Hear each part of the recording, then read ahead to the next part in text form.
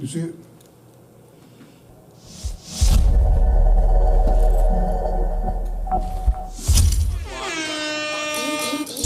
It's a crazy ride show, man. You know that we bustin', yeah.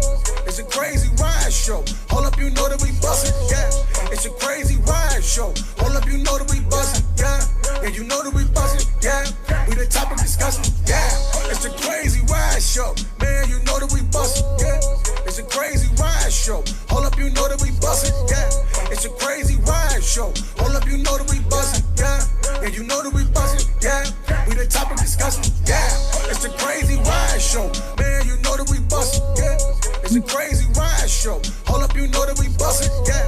It's a crazy ride show. Hold up, you know that we bustin', yeah. Yeah, you know that we bustin', yeah. We the topic discussion, yeah. It's a crazy ride show. Hold up, you know that we bustin'.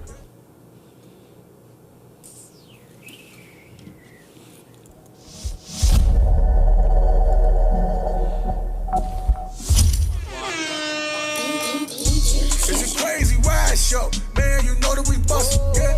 It's a crazy ride show. Hold up, you know that we bustin', yeah. It's a crazy ride show. Hold up, you know that we bustin', yeah. Yeah, you know that we bustin', yeah. We the topic discussion, yeah. It's a crazy ride show, man. You know that we bustin', yeah. It's a crazy ride show. Ready? Yeah, yes. We back, ladies and gentlemen, on another Wednesday night. It is a lit situation. Lake County Unfiltered. I go by the name of Boy Los Crazy. Shout out to the Closet Space. You got to get to the Closet Space, located 2700 Sheridan Road, ladies and gentlemen, Zion, Illinois. And keep my guest, we're going to get you in there. We're going to get you down in the Closet Space. We're going to hook you up, man, with some stacked jeans. But I got a special guest in the building right now, ladies and gentlemen.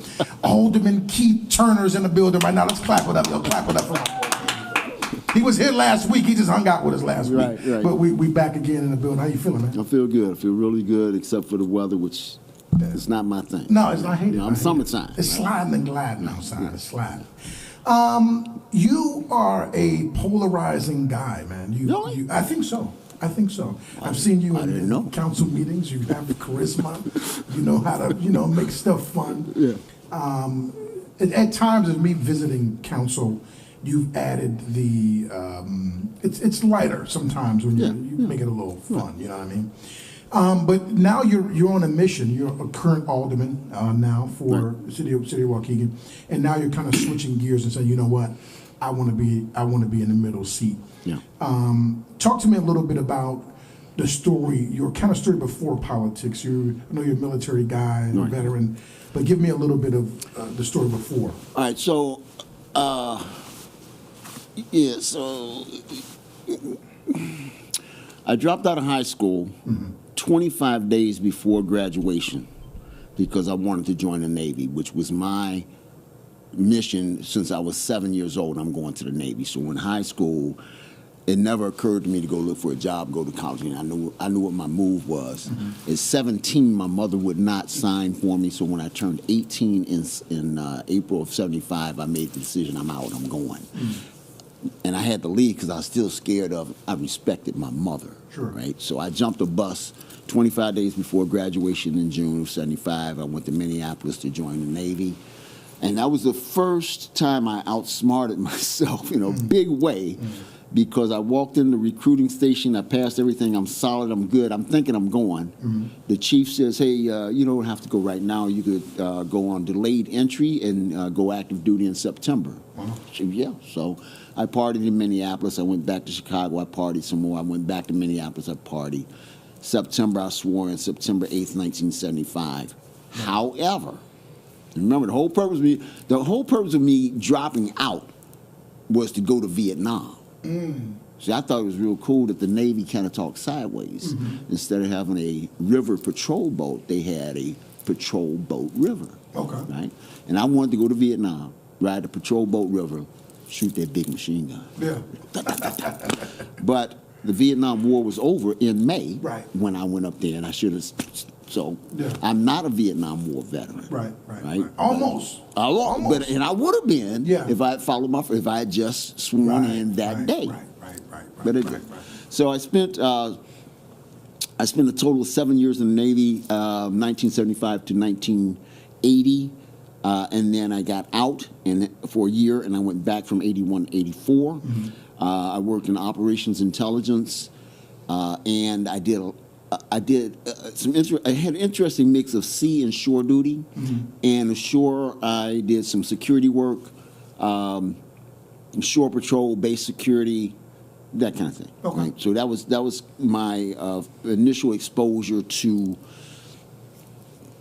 law enforcement, if you will. Gotcha. Right? Gotcha. So, Gotcha. and I was a E5 Petty Operations Specialist, second class when I got out. Okay. After which, and I was stationed in California, another of my childhood dreams. And when I got out of the Navy, I stayed in California. So I actually lived in California, Northern Cal, from 1976 until 1992. Okay. Right? And You're a Cali boy. I'm a California kid. Yeah, you're a California kid. But I yeah. I'm from Chicago. So Okay. let's All right, keep okay. that You straight. represent. Okay, Right? okay, I okay. represent the Okay. South Side. Okay, Right? okay, okay. So, but while I was in California, and I kind of talked to you a little bit about this before the show started, I was very fortunate in that I landed a job as a temporary employee with it was called World Savings and Loan, and I was introduced into the IT industry. Okay. And I kind of worked my way up from very basic. My first technical job was washing telephones. I sat in a small room and I washed telephones. Wow. And then I went out and I was taught how to install them. Okay. And then the dumb terminals. This was before PCs, right? PCs hadn't even got into the workplace yet. Yeah. And so I was a telephone installer and the computers or terminals and printer installer.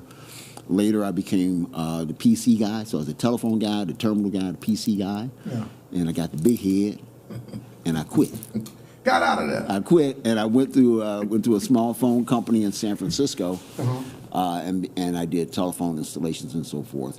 If you go out to my website, votekturner.com, you can see my biography and a number of companies. So I'll kind of speed up a little bit. Yeah. From 1986 until 2000, I was various types of engineer, technician, cable puller. I did all kind of stuff, server guy, all that. In 2000, when we had the millennial hoax, right? The world was going to end at stroke of midnight. Yeah. Y2K. Right, Y2K, right? Yeah. So I was working for BP Amoco. I was building servers. I was gateway server engineer. And when the world didn't end, I was looking for a job. But I had did like a very high profile mission. They had fired some guy and they needed someone to drive around Lake Michigan and install servers at these pumping stations, which I did. Yeah. And so bottom line is they hooked me up. They asked me, I asked them for a job, and they said, well, do you know anything about project management? And I thought, yeah, of course I know. And I always found myself working for a project manager, but I didn't know what they did. I did the work, so whatever it is they do, I can do it. Yeah. I can do it, right? So I pitched it. I sold myself as a project manager. BP Amoco hired me out in Naperville. It's a refinery out there. And that was in 2000. That was my first gig as a project manager, IT project manager in infrastructure. And that's where I've been ever since. So since 2000, now it's 2025, and I've been an IT project manager, a consulting project manager, a senior consulting project manager in the IT infrastructure and cybersecurity space. Those are the types of projects I work on. I also do some software applications. I don't like those projects. My forte, infrastructure, cybersecurity. Nice. And I've worked for a number of very large companies, including Google, Bank of America, Chase Bank, Westinghouse, and I've got a whole list here. But why Waukegan? So Naperville obviously was that base. Why Waukegan? That's where I got the start, the entry, right? Okay. So, but as a consultant, I was always looking for more money, and that's how I made it. So we didn't have minimum wage. If they did, it was something ridiculous. So if I wanted more money, I'd take another job. And so I ended up working for an outfit called Comark, and I was sent to Indianapolis to run a crew of technicians, manage a crew. I was the guy, shot caller, and down in Indianapolis. I had a crew of 5 running IT installs at this bank. And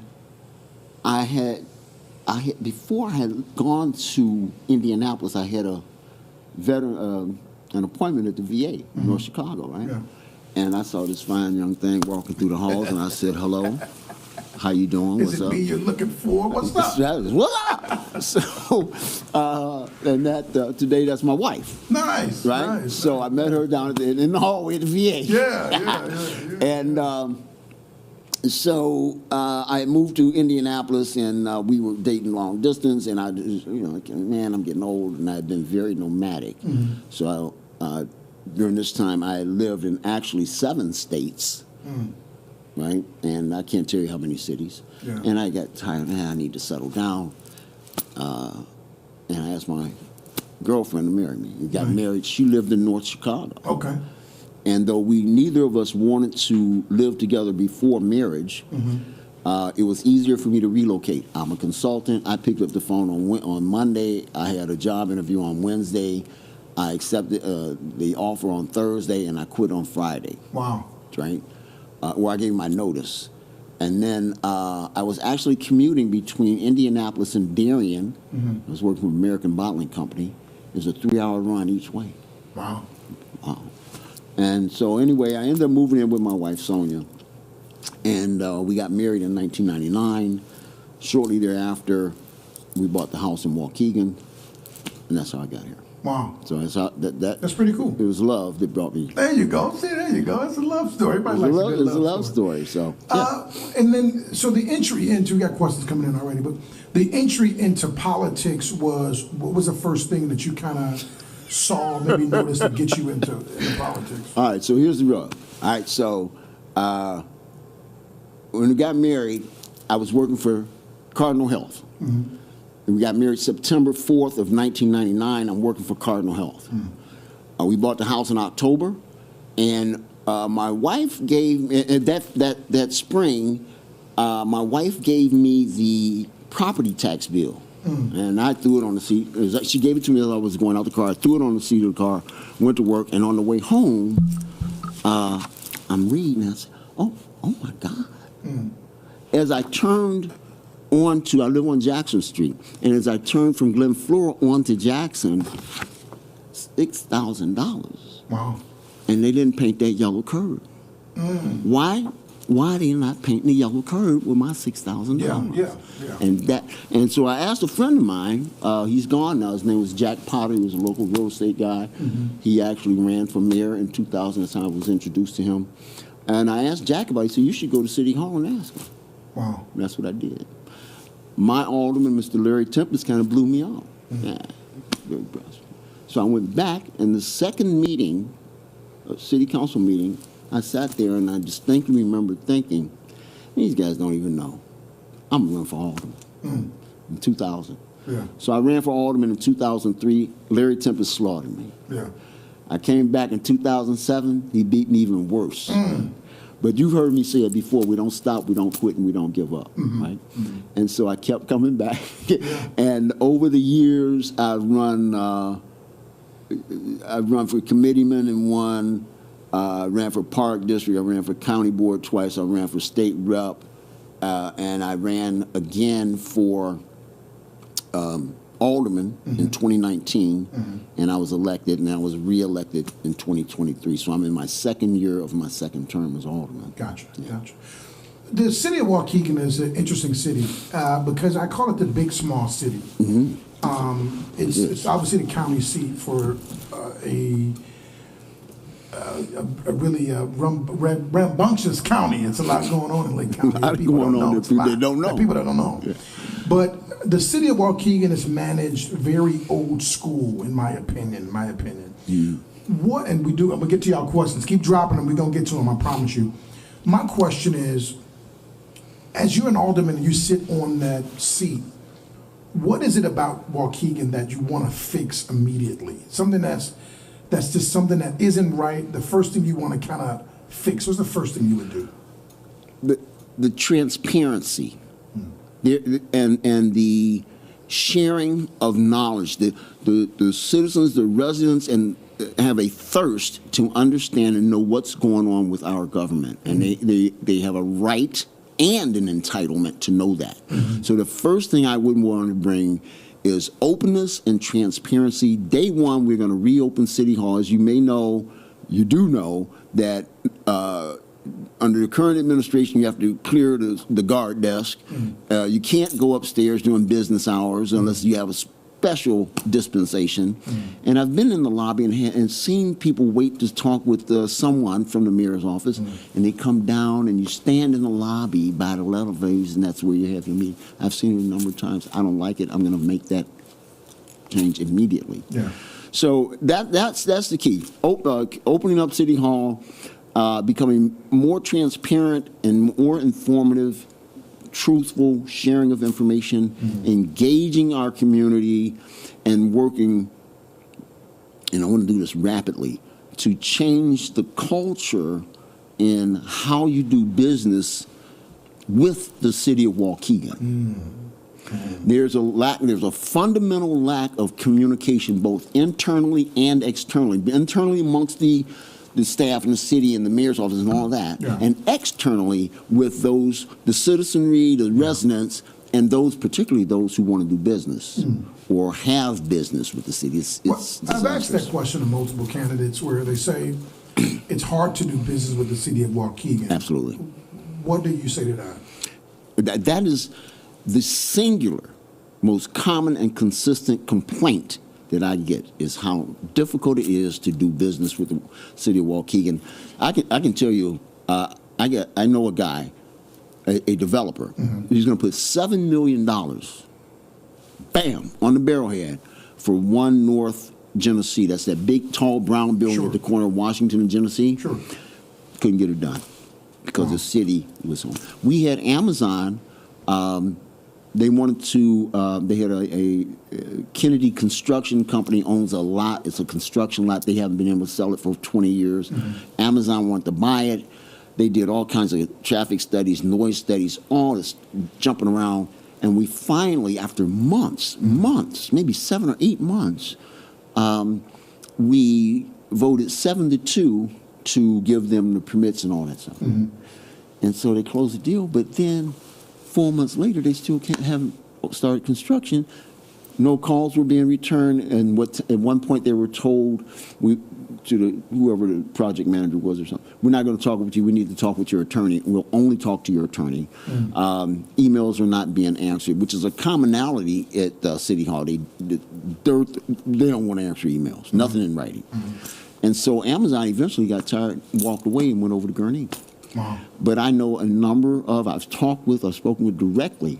As a matter of fact, I had a meeting 2 Sundays ago with a group of developers who want to do major projects with the city, in the city of Waukegan, and they refuse to do not one iota of business until there's a new administration, whether it's me or someone else. Is the city of Waukegan, and as a citizen, is it an attractive city?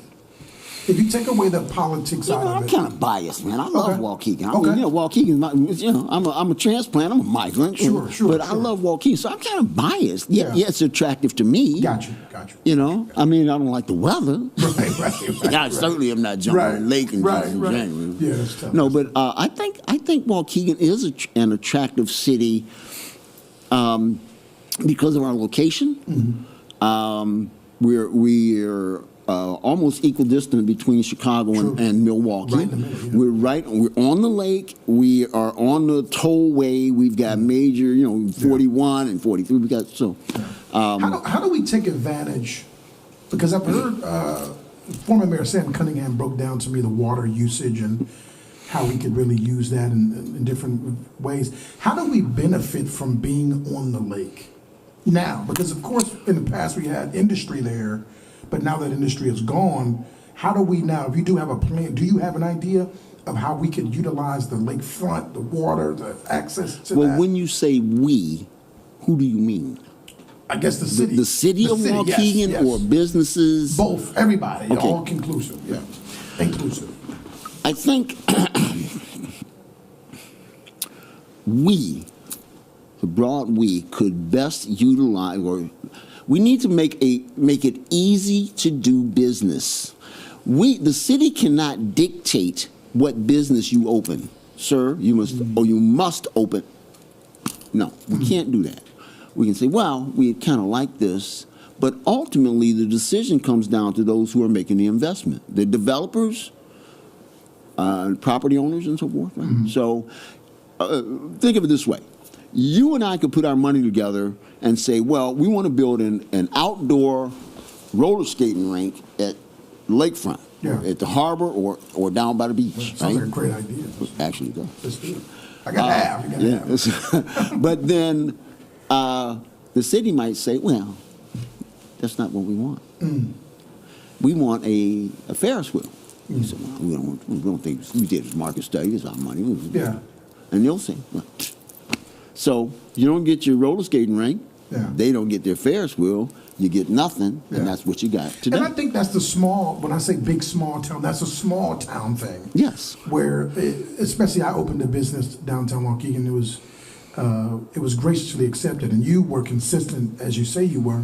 So I want to give you credit on that as a business owner. Thank you. You said, hey, I'm a business first guy. He wants to open a business. Yay. It was yay. You didn't nay it not one time. Not one time. You gave me yays all through whatever it was trying to get approved, so I appreciate that. But we do get a lot of that. We do get a lot of, well, doesn't fit this, nightlife, the parties. And you were somebody I saw walking Genesee Street last summer, a couple of summers ago. How do you have a vision for downtown Waukegan? What some ideas you have? Oh, yeah. So my vision for downtown Waukegan, I met with some of these developers, and there's actually there is a project that's in the pipeline. I think we need more foot traffic, we need people living downtown. Apartments, market rate apartments downtown. As mayor, I would like to take the parking meters out. Please. I think they are A lot of money. there's a lot of money. Right. And see, that's the thing. I mean, you have to weigh this, but I think we need to get rid of those parking meters, go to 2-hour parking. We have the technology where you can just drive through there, they read the plates, and they say, well, this one was here at 1 o'clock, that was there at 1:30, and they've been here too long, they get a ticket. Right? And they do that in other areas of the state, the county. Where else do you go? Parking meters downtown? I don't know. No, it's kind of old school. So that's one thing I would like to change, and to make it more business friendly. Excuse me. And then people say, well, the college folks go parking in. No, well, you just make a deal with the College of Lake County. No entry from Genesee Street. Right. And there may be some hints. So, Carlos, I have some ideas and I have some plans, and there's a difference. So maybe my ideas might not work, but what I want to convey is that I'm bringing a different mindset, right? And I had this conversation with someone earlier today, and I think this is where you're going with your question. In Waukegan, we elect people that have no frame of reference outside of Waukegan and how things have always been done. And you heard people say it. We've done this way for 30 years. Sure. This is the Waukegan way. Sure. From Waukegan for Waukegan. Sure. Those kinds of things. And you limit your ability to connect with and the issues that are occurring, the problems that need to be solved, and bring solutions and ideas from a different perspective. Great point. Is there this mythical vanguard of people who mandate that it stays the same? Because I've heard this, well, there's a group of people, there's a nucleus of people that have made sure that the way that it's going to be is the way that it is and forever will maintain. Yeah, that's not a mythical. Okay. But I don't think there's a group that sits around and plots this. Sure. It's a mindset. It's an inability to conceive of new concepts. When I say take the oh my God, take the parking meters out. Are you crazy? What are you calling it? What are you gonna, So and there's a resistance to an aversion to risk taking. Okay. You got to be willing to take risks, Yeah. try new things, right? You also have to be open to hearing other people's ideas. So some of the things that I talk about doing are not my ideas, but things that I've garnered from people who have suggested to me. Like that bank building down there with the overhang on Washington. Yeah. Someone suggested, why don't we turn that into a beer garden? That wasn't my idea. Yeah. That was his idea. I think it's a great idea. It's a great idea. Someone else suggested to me, and one of the problems that we have, and the key element, or the first element of my prime vision initiative, or prime initiative's vision for Waukegan is public safety. Immediately you think police and crime. No. That includes traffic safety. And one of the problems we have is drag racing on the Amsteds. Definitely. Someone suggested to me, well, why do we need the Amsteds now, right now? Yeah. You know, or 10 o'clock on Wednesday night in the summer, right? Yeah. 4 o'clock on Tuesday morning in the summer, you don't need the Amsteds. Yeah. So the idea would be to shut down the Amsteds through those automated gates and open it for rush hour traffic, Monday through Friday. Wow. Beyond that, you don't need Close it, yeah. Close it, because the vast majority of those folks using the Amsteds are from north of Waukegan, maybe up in Buckley Hills, a few. Yeah. So It's not a bad idea. That's not a bad. A few Zion people in the building. I'm not Yeah, they were like, whoa, what's up, right? But that's not my idea. It was given to me by. Sure. So you have to have. Sure. Well, man, that's a good idea. Sure. And I asked the guy, so can I use it? He said, don't put my name on it. Let me ask you. Kind of a current. Recently voted in for alderman compared to some of the other people that's been there for a while. Is the job harder than what you expected? Because you think, man, I can just get this done for my ward. This stuff should be easy. At 1, 2, 3, 4, check. But then when you get the seat, is it harder than what you thought it was going to be to get stuff done?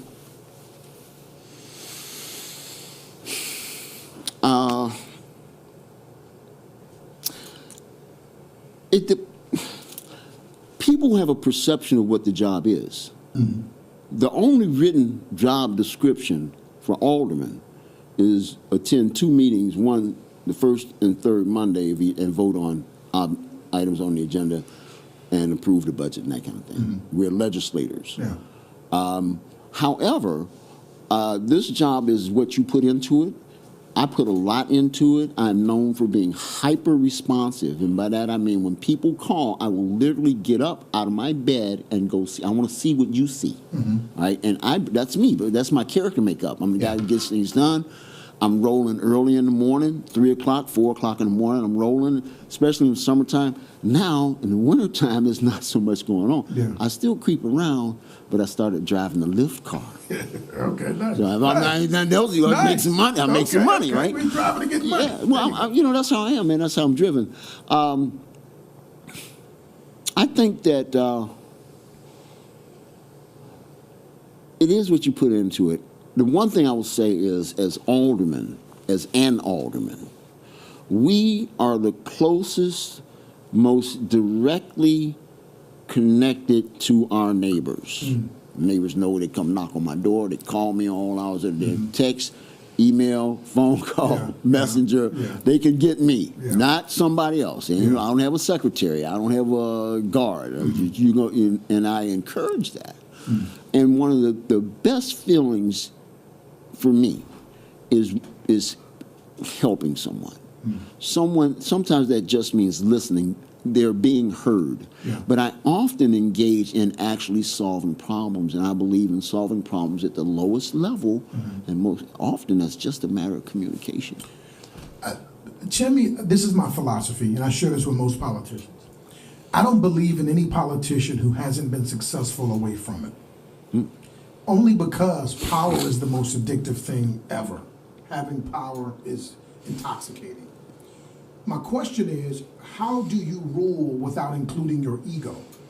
Well, I don't rule. I work. But don't rule. I don't rule. I work. Okay. And as I've always said, the politics will never make or break me. I'm Keith Turner, and I do me. All right. Many folk identify these elected positions become their identity. Sure. And without that, they have nothing. Sure. Brother, I was making doing pretty good before I got elected in 19. I'm doing all right now. I'm retired now. I still do. I do well. Right? I don't need this. I don't need this. Yeah. Right? I fight the good fight because at every level of government, we need change. We need vision, risk takers, ideas, plans, and so forth. Everything that I bring to the table in this campaign for mayor. Gotcha. But as alderman, again, it's being the most closely and directly connected to people. Awareness, connectedness, knowing what the issues are, not just in my ward, but citywide. I get calls from all over the city. Before I became a candidate for mayor, calls from all over the city, and the reason is I'm responsive. And and one day, it's funny. I kind of complained, you know. I mean, I get frustrated too. Right? Yeah. I'm human, Yeah. and I complained to my wife. Yeah, I always call me. She says, "Well, you told me to do it," and I said, "You're right." And so you've heard me. Everyone's heard me say, "Just call me. Can't help if I don't know." Right? Call me. I don't care what time it is, and I really don't. Yeah. You know, people have called me about dogs running loose in the street. I get out of my bed and go catch the dog. You know, anybody's got a mattress for sale? I'm looking for an apartment. Yeah. You know, Stuff ain't got nothing to do with the alderman. Nothing. But that's okay. So somebody got a car for sale. Because my family's motto is, my mother instilled these in us. My brother encapsulated it into a model which we adopted as our family model. Hurt no one, help someone, have some fun. And that's when you first started. You said, "Well, can you keep things light up here?" Right? So I'm up there. I'm having fun. I'm enjoying. I'm getting things done. And yeah, I bring a little lightness to it. You know. And I think we need that. I think as a citizen, me watching it, I think some of the times it turns into a contest. Right. Of who can talk the best or who can make the other person look stupid. And I'm a 36-year-old guy. I've never been a politician or anything, but I know what I'm watching and I know how to see what and why are you doing that? Right. And some of it's not needed. But we got a lot of comments coming in. I see that. Wow. We got Wajina Briscoe's in the building. What's up, Miss Wajina? It's my auntie. She said, I want you to, we're going to ask one question and then we'll go to the next one. Okay. And you can answer it really quick. Okay. What would you do in your first 30 days if elected mayor? As I mentioned earlier, I would open up City Hall. You're going to be able to come up that elevator. You're going to be able to walk into the mayor's office and ask, "Hey, can I speak with the mayor?" Right? I will implement, we'll call it office hours. Probably a second Tuesday of each month. You just come to the mayor's office. You want to talk? We got time, and maybe I got to walk in. Right. So we're gonna have interactive and engaged communications directly with the citizenry. I would. I don't know if I can do it in the first 30 days. I have to work this out. But some of the things I want to accomplish within the first 100 days, I would like to form a 7-officer traffic enforcement detail. Right, or unit, right? Right now we have one guy, traffic officer, Officer Hamilton. He's the guy out there running radar and that, right? Wow, I didn't know that. Yeah. And that's why I used to ride in the car. So the other guys don't do that? Or they can. They just he don't. Is the traffic officer. The other, any officer. For the whole city? The whole city. 120,000 people, 28 square miles or something like that. That's crazy. So I want 7 officers enforcing traffic laws. The gang intel unit needs to be beefed up. I could do some realignment of resources and increase the staffing in that detail. And there's some other areas that I like to look at and change. So, and here's the ideas that I have. I don't have a plan. I have a plan for the detail of traffic. Yeah. But some of these ideas, and so those are some of the things that I like to do in a very short term. Gotcha. And then I've got some things that I would like to implement that, or start working towards to implement over a longer period of time. Gotcha. Okay. Eugene Mayfield, sir, my boy Eugene Mayfield. My man. He says, ask him what's going on with the property on Green Bay Road that's being demolished. If he's elected, what are his plans for it? Business-minded people would like to know. Jiminy Cricket, I'm glad you asked, Gene. Yeah. First of all, did you buy that motorcycle or what? He bought it. You He bought bought it? it. I know he bought it. He Oh, bought it. man. Y'all gonna be riding together. Oh, we going out there. We gonna get out there. We rode together a couple of times. Yeah. So here's the deal. Now listen. Now you talking about me being polarized. I'm gonna give you some stuff, right? Because what did I tell you? I said I was gonna be transparent and open. Right. So here's what had happened was. Yeah. I used to ride in the car with the cops a lot, every quarter, at least once a quarter, at least. So one day I went down to meet with the cops, going to get in the car. Say, man, where's the restroom? Say, we go that way, Alderman.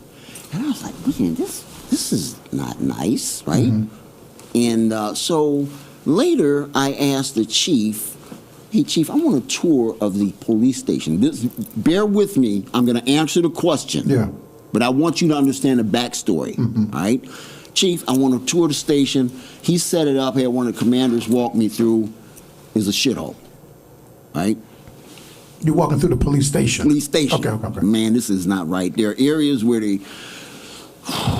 mold. The locker rooms are too small, and it's not modern in no regard. And they are suffering from space constraints, right? So I said, well, you need a new police station, right?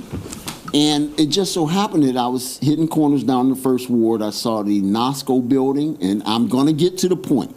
I saw the NOSCO building, which is empty and for sale. It's huge. It's like 6 buildings tied together.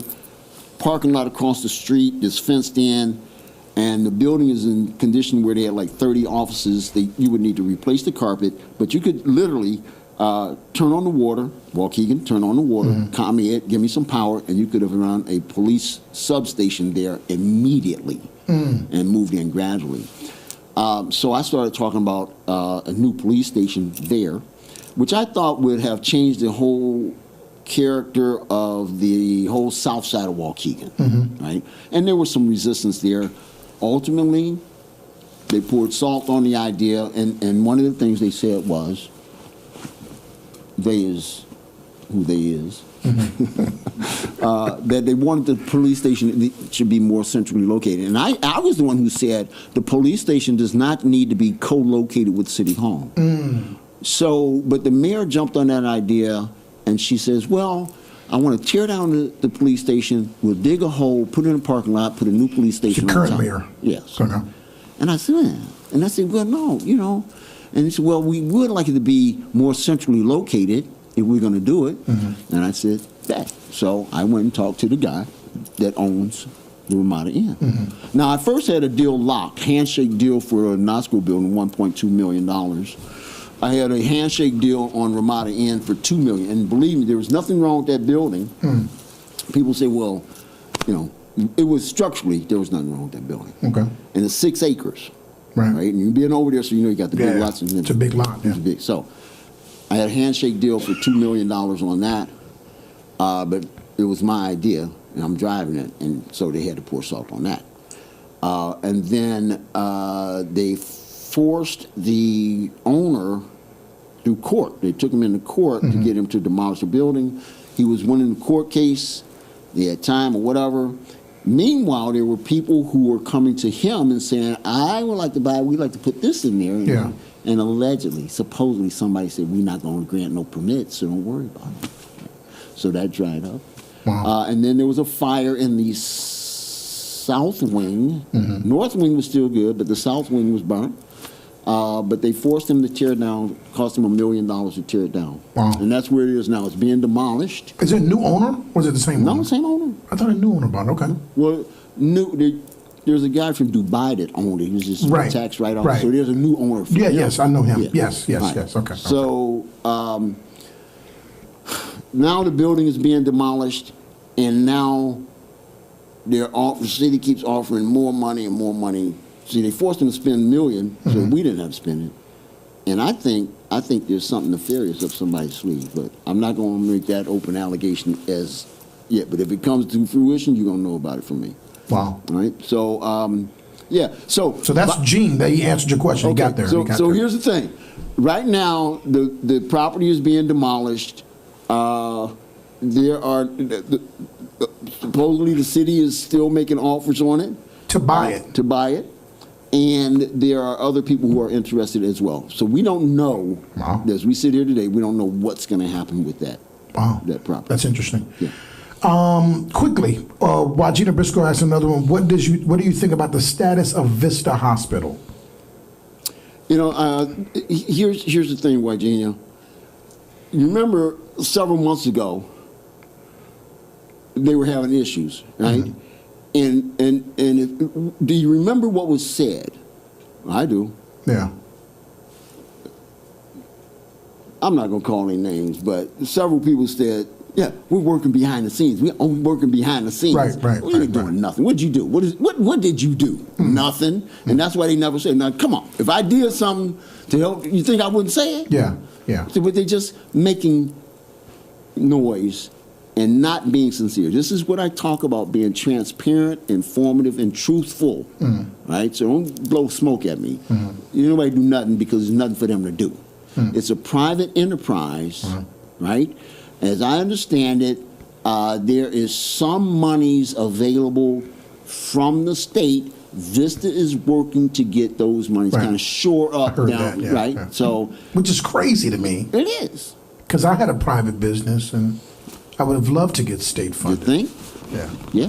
That's crazy. So that's all I can tell you about it. I am not intimately aware. I hear what you hear. Yeah. People being on furlough and supplies not coming. 75 people on furlough, yeah. Yeah, I hear the same thing, but Okay, I'm going to run through these comments. okay, go. William Class says, that's good. I'm sick and tired of people racing like they are on a track trying to win a trophy. Patrick Dude, I think that's Dud. Dowd, I can't read. He says, that's why I like you. You are a problem solver.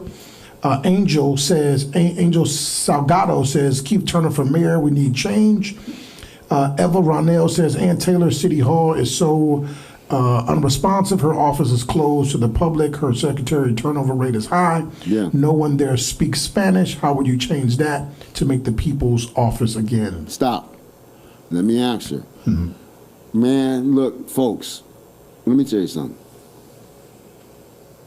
In the last 2 years, we've lost approximately 45, I know it's 40, 45 senior or long-term employees who have either quit, retired early,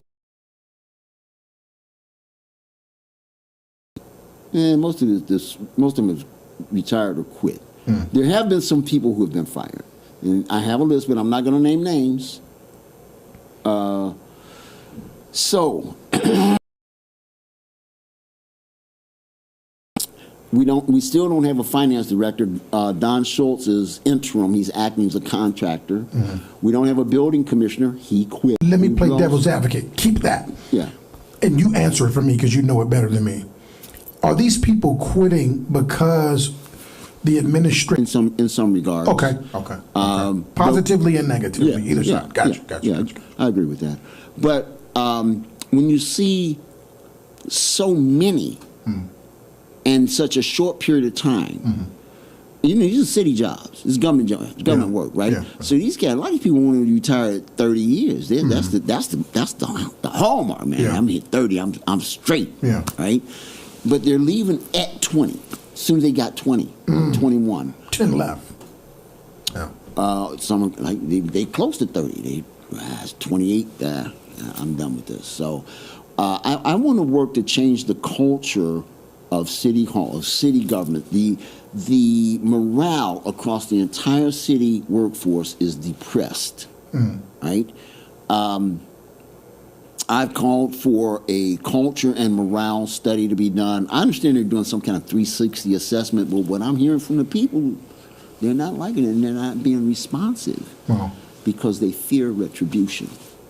So when I'm elected mayor, none of that political retribution, oh, you said you was talking to him, and no, that's going to stop immediately. More comments. Patrick Dowd again says we need a place over in Linden Avenue with all the cars racing around. Same thing by Bonnie Brook. All the people from Zion come into Waukegan that way and race up and down. Edgar Rodriguez says that's why he has my vote. Kevin Lopez says, I love you, Keith. If you win, I will get your name tattooed. That's what he said, ladies and gentlemen. Kevin Lopez. Miracle Jenkins says, I love that Keith has a real immediate plan. That was crazy. Immediate plan that will be accessible when mayor. Anthony, I can't remember your name, my brother. Urit, have Anthony. You want to come on the podcast? Okay, hit me up. Eugene says, listen, why we need someone that's for the people, and he's straightforward. Edgar says, are you going to raise taxes? No, listen, man, wait a minute. Hold on now. Generally speaking, I am opposed to tax increases. I am Keith No Tax Turner. I ran on that in 2003. Now, I still got the sound like a rapper. No Tax Turner, right? However, we have to be realistic and understand that some things may require a small income tax. But again, I want to be transparent. So what they do is, and we haven't raised taxes in 4 years. Mm-hmm. Ann hasn't raised taxes at all. There's some other issues with that. Mm-hmm. But anyway, so what happens is we can raise your property tax 4.99%. At 5%, we need a referendum. Mm. So that's what they do every year like clockwork. That's why you see it every year. And you never had no discussion. Yeah, because you're able to do it up to a certain point. Yeah. So, no, I am not in favor of pushing a tax increase. I think we can mitigate some of our spending, cut out some of the overhead that we're doing, some of the nicey feel goods that we do. We can cut some of that out. We can lean on more grants from the state and the feds and looking for opportunities to get some of those monies back. It's all tax dollars, right? Yeah. But maybe we can get some of those back. And I have to give credit where credit is due. Current administration did bring a grant writer working magic. We are getting some of that money. I want to continue and expand on that. Nice. Right? So I want to give credit. It's happening now, but I want to do more, and we can do a little bit more, a little bit better. Gotcha. George Arenas says, ask him why they gave $250,000 for some stucco on the daycare at Washington and Buttrick. That job does not cost that much to do. Why did they approve that? Stay quiet on that or not investigate that? I am not familiar with that at all. Okay. I am not. It sounds like somebody put some stucco on their building, and obviously the city. I don't know, man. Okay. I don't have an answer. We got to do some more work, George. So whoa. You contact me, 847-445-3788. Call me, text me. Let's talk about it, and I'll see what I can find out. How about that? Gotcha. Okay. Tracy Johnson says, what event or events would you have at the lake/festival that would draw people for a weekend event? Fishing derby of the 70s. Look, man, y'all gonna get me talking. Here's my plan. Here's my idea, right? Two things. I want Waukegan to be open for business. All right? And I want to have some fun. I would like to have a full-blown freaking rodeo here in Waukegan, a fishing derby, and I would play off of Scoop in Genesee. I want to have racing in Waukegan. Right? I didn't say race, race. Yeah, racing. No, racing for the entire month of July. Racing in Waukegan. We could have a drag race on the Amstutz. We could have a boat race, jet ski race, airplane race, bicycle race, marathon run, racing in Waukegan. And we could do that, like July could be the big month, and then August could be the small month. But we have to open ourselves to new ideas, man. And so, yeah, I am all about engaging and letting people operate and do business and bring fun things to Waukegan. Gotcha. So those are some of the things that I would like. Good ideas. Paula, mess your last name up. She says, what is your views on deportation? That is a federal issue. Now, as I pulled into the parking lot, I received, I had received earlier the statement from the mayor that she made regards this whatever's going on. I don't know what's going on because if you notice, I never talk national or state politics. I'm focused on Waukegan. But as I sat in the parking lot and I thought about it, I started drafting kind of my thoughts in my statement, and I can read it to you now, but it's only in draft, and I haven't published it. But generally, I'd say that I am in agreement that we must close the border. We have to secure it. It just doesn't make sense to me. I don't let people just walk in my house all willy. They can't even come in my yard all willy-nilly, right? So we have to do that, and then focusing on criminal activity. There's been a gang war in Waukegan since at least 2014, maybe going back further, 2012 or so. And I would like to bring focus on public safety in terms of criminal activities, right? That's where focus needs to be. That's my concern, is crime and safety. Gotcha. So, I don't know if that really answers your question. No, it gets them close. Yeah. It gets them close there. I will have a formal statement for you maybe tomorrow or something. Gotcha. Yeah. Alan Levitz says, Keith, the people love you. We support you. We want you. We are excited to get you in office. What are your views on the incoming businesses having such a hardship obtaining business licenses? Dear Lord, listen, let me tell you something. There's two things going on. Businesses and citizens or residents of Waukegan, and they suffer the same fate. It takes forever to get a business license, to clear all the bureaucratic hurdles. And what I would like to do, so focusing on business and contracting, building out a business, right? It could be something as little as a fence, or it could be building a new building. Well, what I would like to do, because we maintain a registry of certified, authorized, licensed contractors in Waukegan. And to get there, you have to be a journeyman level, you have to have insurance, you have to understand international standard organization, like all of that stuff. And you check all these boxes, Sure. you get instant permit. You come to me and say, hey, I want to put in a fence. You're licensed with it? Yes, great. So go put the fence, here's your permit. Yeah. Go do it. Yeah. However, what we need is a system of random inspections for those certified contractors, not for the property owner, but the contractor. That's good. I like that. That's you good. see what I'm saying? That's good. That's good. So the contractor, if he makes takes a shortcut, he skimps on the job, and it's obvious he knows what he's supposed to do, but he chose not to do it, then we have a system where he's penalized, minor fine, but a suspension of business, because the construction season is very small. Yeah. You see what I'm saying? Yeah, it is. So you can't Especially in afford, as a Illinois. contractor, Yeah. you can't afford not to work for 30 days. And you got jobs stacked up. Right. So that's where I would go firstly, Mr. Levitt, is some sort of changes in the rules and regulations, and that's R and prime, my prime initiatives, to speed up the process, eliminate some of these bureaucratic hurdles.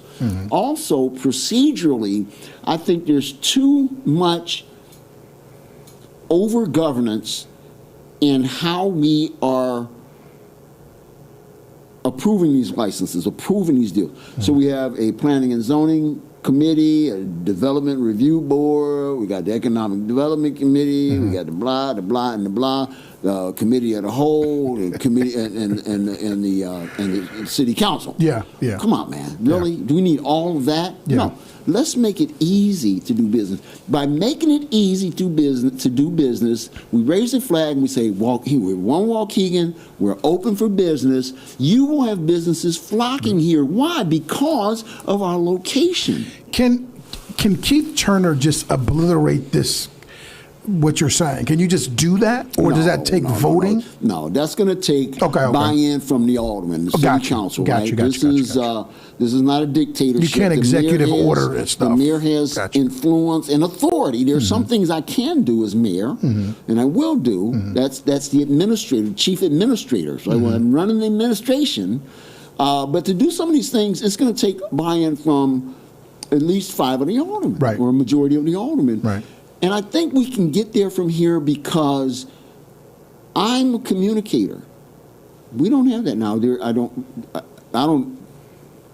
don't know who's meeting with the mayor. The aldermen don't meet with the mayor. Are you afraid of alliances that have already been made if you become the mayor this year, April or whenever it is? I think it's April. May. Yeah. April's the election. April 1st. And then May. You take off. Yeah. So if you become the mayor in May, are you apprehensive about the alliances that she may have had prior to her being in the office that may not get you past a certain point? I think we'll have to work through that. That may be the case, Carlos. But I think once people begin to see the positive changes, understand my vision, and I have an opportunity to sit and work with them, and my intention is to work with people, right? It's a collaboration. It's not a dictatorship. Often we hear the word no. No. Can't do it. No. What about the liability?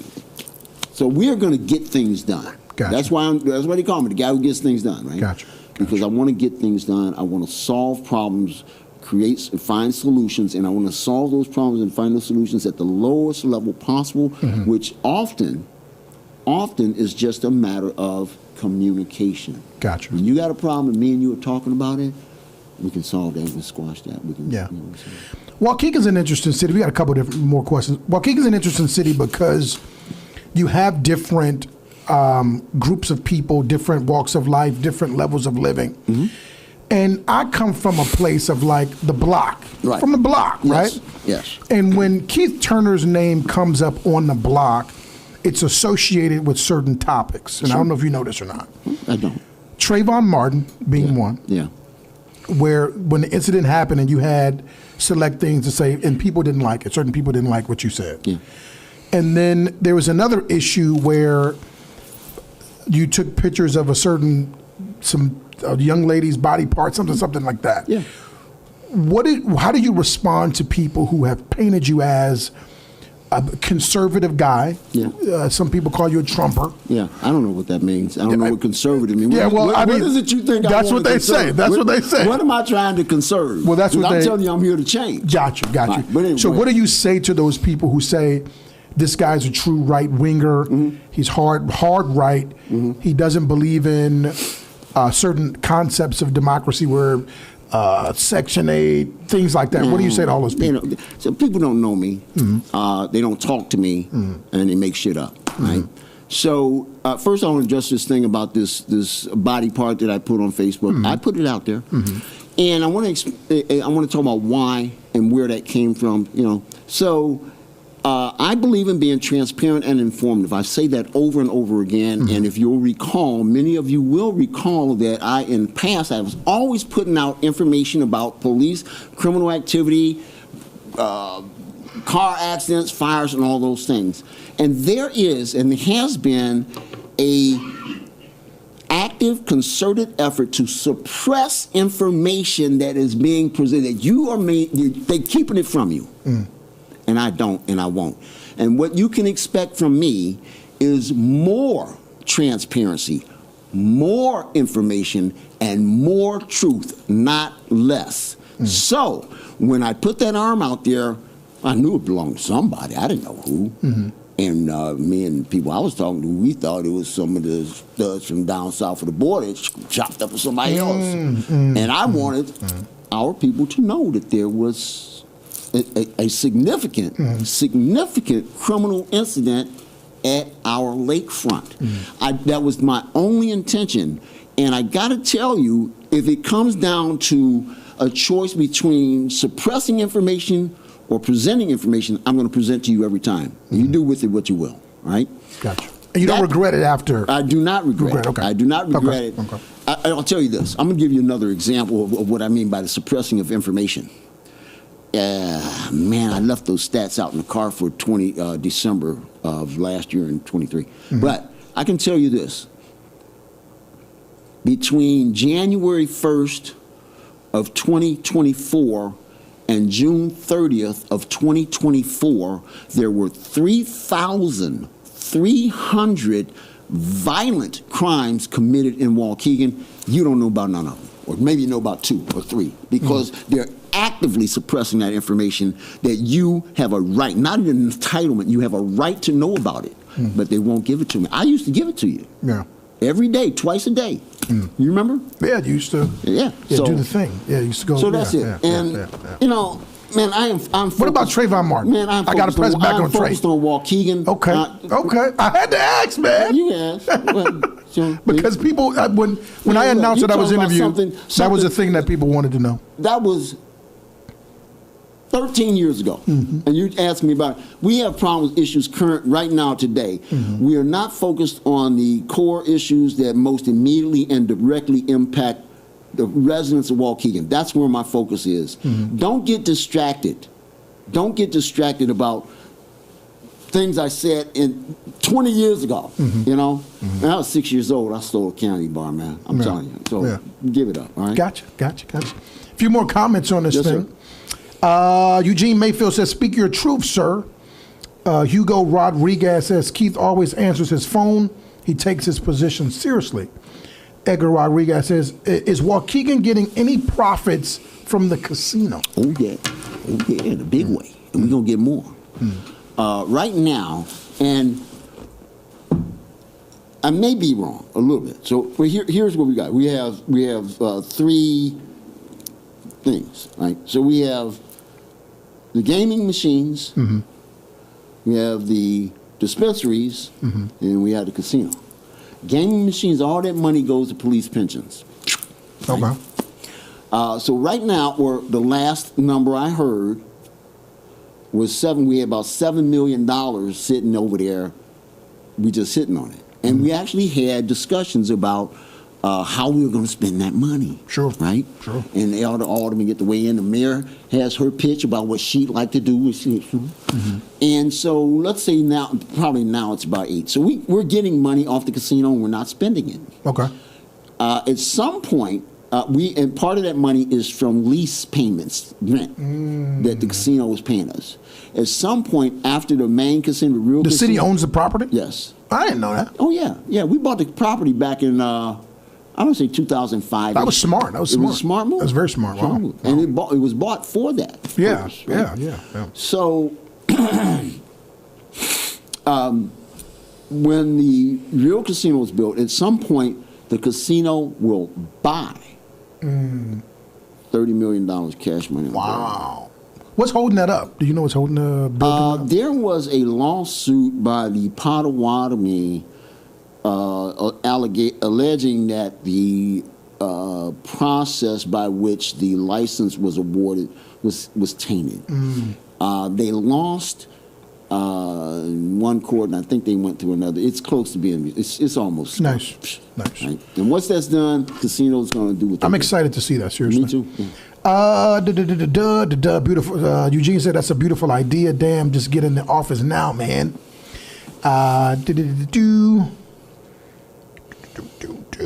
Jay Pratchett says, "Is Waukegan going to help ICE deport illegal aliens?" No, I don't think so. If you will, I got the statement from the mayor. If you'd like to hear that, if you want to read it, I'll read it from the mayor. So, and again, I'm not here to pick on the mayor. I am not. I'm not here to pull salt. I'm here to answer questions. And so, what I want to do is, I will read you the statement. The official statement says right there, Carlos. Official statement. Yes. City of Waukegan seal. And it says, Waukegan, under the leadership of Mayor Ann Taylor and Police Chief Edgardo Navarro, I like that guy. I like that. Reasserts its dedication to adhering to the Illinois Trust Act. This legislation aims to stop the participation of local law enforcement in federal immigration issues.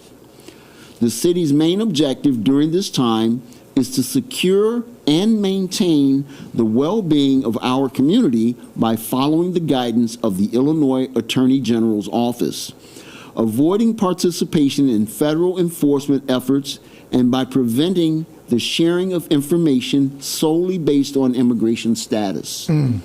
For more information on immigration rights in Illinois, please visit the website, Illinois Attorney General, blah, blah, blah, and blah, right? So that's the official statement. To answer the question, because he asked, is Waukegan.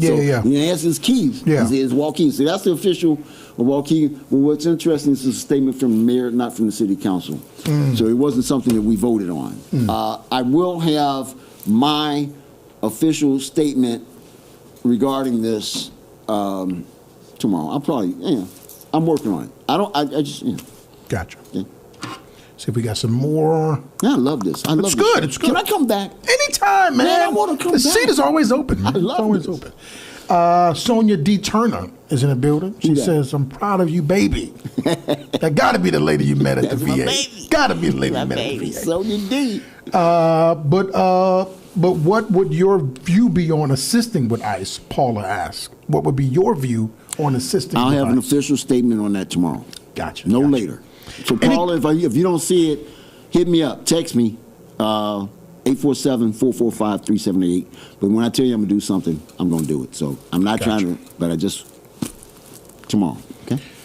In the interest of speaking to the community, and that's what we want to do, look into the camera, tell people what you're going to do, what are you about. Again, I mean, they already know what you're about, but what are you going to do to make sure that they know what's going on, man, to get you in that office? So, what I want you folks to understand is I am not status quo. I'm not what you are used to or accustomed to. When I speak with sincerity. I'm not motivated by personal gain or anything of that sort. Sometimes I'm too blunt. I'm direct. You ask, I answer. If I can, and believe me, there's some things I can't talk about, and I won't. But I try to be as forthcoming as I can. I am focused on and driven by getting shit done. I'm the guy that gets shit done, right? And that's what I'm going to bring to the table as mayor. I'm known for it as alderman, not just in my ward, but across the city and beyond. And I guarantee you, I will get shit done for Waukegan, for you. We need to focus on the things that most immediately and directly impact us. We need to cut red tape and make Waukegan business friendly. I say it all. You can't be business friendly if you're not business friendly. And I'm the most business friendly guy. I take a lot of heat for that. Sure. I take a lot of. I'm sure. Right. Yeah. So, but I want you to know that you can count on me. I keep my word. I don't make empty promises. I don't make promises and then don't follow through. Somebody we know. I'm here to fight the good fight on behalf of the residents and the businesses, residents and businesses. We have a lot of businesses that are choosing to leave Waukegan, businesses that won't come to Waukegan. We have people who don't feel safe in their own homes and neighborhoods. There are a lot of things that we need to focus on. We can't fix all problems at once. There's no new problem, right? I challenge you and you and you and you. You tell me a new problem. There ain't none. Nothing gets fixed, right? Because we got to go through all these hoops and hurdles, and you understand where I'm coming from. So what I'm asking of you, because you're going to ask a lot of me, what I'm asking of you is for your vote in the election on April 1st. And early voting and mail-in voting will start on March 7th. Now today, you're getting ballots and people are mailing in their ballots and my name is not on the ballot. That's because I'm independent. And this is the Democratic primary. When you get your ballot for the election, see, the primary is not an election. Right. It's a selection. It's the party selects their candidate to run in the election. Well, I'm running in the election, and when you get that ballot, you're going to see former Alderman Harold Beetling. That's your Republican candidate. I'm not a Republican. I don't care what you say. All right. Harold Beetling will be top of the ballot by lottery. They pulled a lottery. The winner of the Democratic primary, see, the parties always go first. They make it more difficult, and they put us at the bottom if we're independent. The winner of the Democratic primary will be second on the ballot. Third name on the ballot, Keith E. Turner. That's me. And that's who you want to vote for. And then at the bottom of the ballot will be Mayor Ann Taylor. So I'm asking for your vote to be the new mayor of Waukegan. to take some risks, to bring some change, to defeat the status quo. We elect the same people, the same kind of people that think and do the same thing over and over and over again, and that's why we don't accomplish anything. We are not the city of progress. We are the city of stagnation. You know it, and I know it too. We're going to bring change to City Hall. We're going to open it up. We're going to open the city. We're going to do business, and everybody's going to be happy. Hurt no one, help someone, have some fun. Absolutely. Y'all heard it first right there. Alderman Keith Turner. He's running for mayor of the city of Waukegan. Y'all make sure y'all get out there and get in tune. It is early voting now. If you want to get out and vote tomorrow, you can go vote in the city of Waukegan. There's a lot of different spots where you can go. Before we get out here, I got to shout out to the Closet Space, ladies and gentlemen. You want to get over there. They got 35% off on most of the stuff in the store, all right? So make sure y'all get to the Closet Space. It's a lot of stuff. There's a lot going on. You can come get a jacket, coat, whatever you need. They're going to get you together. I'm coming. They coming. We open tomorrow. We open tomorrow. Come through that. Closet Space, that's 2700 Sheridan Road in Zion, Illinois. 30% off on most of the things in the store. Tell them Boy Lowe's Crazy sent you, and you might get another 10% off. You might. You might be at 45%, Keith. You might be. But that's it. You shopping. Y'all know what it is. It is Lake County Unfiltered. It's the Boy Lowe's Crazy. If you knew better, you'd do better. Need 2 sweaters. We got an event coming up, too. I want to get that on the screen, Sean, if we could. We got an event coming up, Silence the Bully, that's coming up this Saturday, y'all. Y'all can see it right on the screen. It's going to be nice. If your kids are in the area and they want to come through the event, make sure they come through to this event. It's a great event about trying to stop bullying in high schools, all right? Speaking of events, can I get a plug real quick? Sure, go ahead. All right, so I'm having an event on February 1st at the Dandelion Art Gallery, 109 South Genesee. This is free food on me. Sonia told me not to do it, but I might bring some ice cream just in case, all right? 1 to 3 p.m. on Saturday, February 1st, free food on me. Come see it, and you're going to ask all those questions that didn't get answered tonight. Absolutely. Hit him up, because there's a lot of people that asked a lot of questions that we couldn't get to. Please hit me up. Hit him up. Hit him up. He can ask you directly. I'll answer your questions. Absolutely. It's the Boy Lowe's Crazy. If you knew better, you'd do better. I need 2 sweaters. We'll see y'all next time. Outstanding, man. I love Waukegan. Check the mics out. It's the crazy ride show. Hold up, you know that we bust.